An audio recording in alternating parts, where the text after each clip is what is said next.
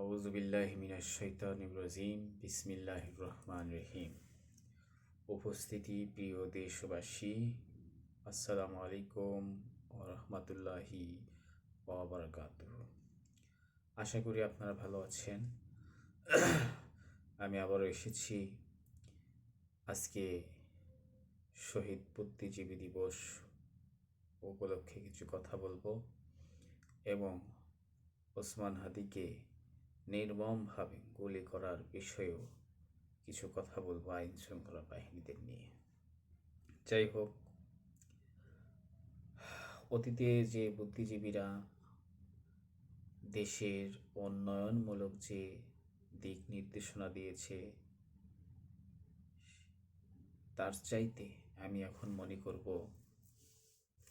এখন বর্তমান যে সমস্ত বুদ্ধিজীবীরা রয়েছে তাদের প্রতি আমার আহ্বান থাকবে, দেশের সুশাসন, আইন শৃঙ্খলা, দেশের উন্নয়ন, বেকার মুক্ত, নারীর অধিকার এবং শ্রমিকের ন্যায্য অধিকার, এই সব বিষয়ে এবং দেশের স্বাধীনতা সার্বভৌমত্ব রক্ষা, এই বিষয়ে আমি বর্তমান বুদ্ধিজীবীদের বিশেষ আহ্বান জানাচ্ছি।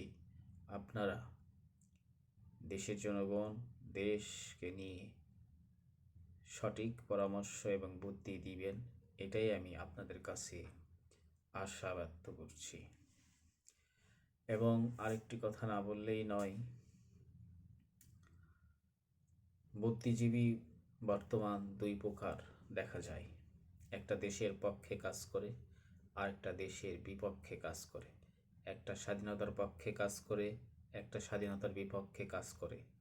আমি অনুরোধ করব, দেশের পক্ষে, স্বাধীনতার পক্ষে আপনারা কথা বলবেন, বুদ্ধি পরামর্শ দিবেন, এটাই আমার আপনাদের কাছ থেকে চাওয়া এবং জনগণের চাওয়া এটা। যাই হোক, আমাদের হাদি ভাই নির্মমভাবে তাকে গুলি করা হয়েছে। এতে দ্বারা বোঝা যাচ্ছে যে দেশে আইন শৃঙ্খলা খুব একটা ভালো নেই এবং বর্তমান শোনা যাচ্ছে সোশ্যাল মিডিয়াতেও যে হাদিকে যারা হত্যা করেছে তারা নাকি এই দেশ থেকে চলেও গেছে, ইন্ডিয়া পার হয়েছে, ইন্ডিয়াতে গেছে। তা আমি আইন শৃঙ্খলা বাহিনীদের বলবো, এত বড় ক্যাডাররা হত্যা করলো, হত্যা করে ময়মনসিংহ বেনাপোল দিয়ে নাকি চলে গেছে দেশের বাইরে, ইন্ডিয়াতে। আইন শৃঙ্খলা বাহিনী অবশ্যই এ বিষয়ে সচেতন নয়। কিভাবে আইন শৃঙ্খলা বাহিনীদের প্রতি আস্থা ও বিশ্বাস রাখা যাবে? একজন হত্যাকারী দেশ থেকে চলে গেল, ধরা তো গেলই না, দেশ থেকেও চলে গেল, এই তথ্য তাদের কাছে আছে। আমার মনে হয়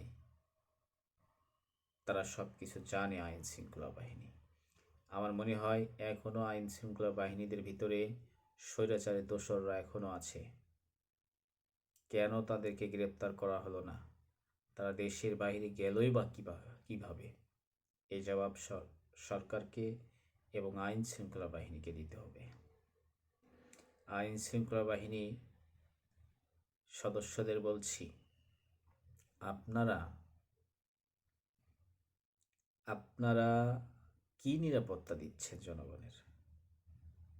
আজ ওনাদের মতো লোকদের জীবন হুমকির মুখে, তাহলে সাধারণ জনগণ আপনাদের প্রতি কিভাবে আস্থা রাখবে? আমি আহ্বান জানাবো, অবশ্যই আপনারা আইন শৃঙ্খলা বাহিনীরা অবিলম্বে গ্রেপ্তার করতে হবে হাদির খুনিদের এবং দৃষ্টান্তমূলক শাস্তি দিতে হবে। আমি তীব্র নিন্দা জানাচ্ছি আইন শৃঙ্খলা বাহিনীদের প্রতি। আপনারা সব কিছু নজর কেন রাখতে পারেন নাই? আপনারা কি করতেছিলেন?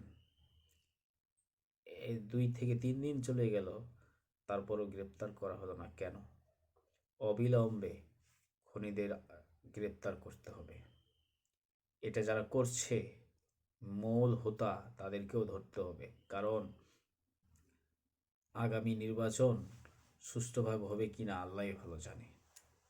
নির্বাচনের আগে এইভাবে আইন শৃঙ্খলার অবনতি হলে নির্বাচন কিভাবে নিয়ন্ত্রণ করবে আইন শৃঙ্খলা বাহিনী, এটা আমার সন্দেহ।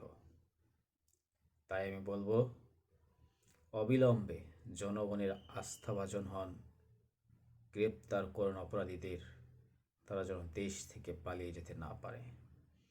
চতুর্থ কড়া নিরাপত্তা রাখার আমি বিশেষ আহ্বান জানাবো, এবং বর্তমান যে সমস্ত রাজনৈতিক দলের নেতাকর্মী আছে তাদেরকে আইন শৃঙ্খলা বাহিনীর কঠোর নিরাপত্তায় তাদের সমস্ত কার্যক্রম চালিয়ে যাওয়ার সহযোগিতা করতে হবে।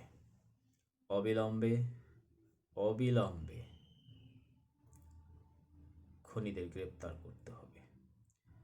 আর দেশবাসীর কাছে দোয়া চাই, আল্লাহ তাআলা যেন এই ব্যক্তিটাকে সুস্থ রেখে জনগণের মাঝে আবারও ফিরিয়ে দেয়, এই আশাবাদ ব্যক্ত করে আমি আমার সংক্ষিপ্ত বক্তব্য শেষ করছি। আসসালামু আলাইকুম ওয়া রাহমাতুল্লাহি ওয়া বারাকাতুহু।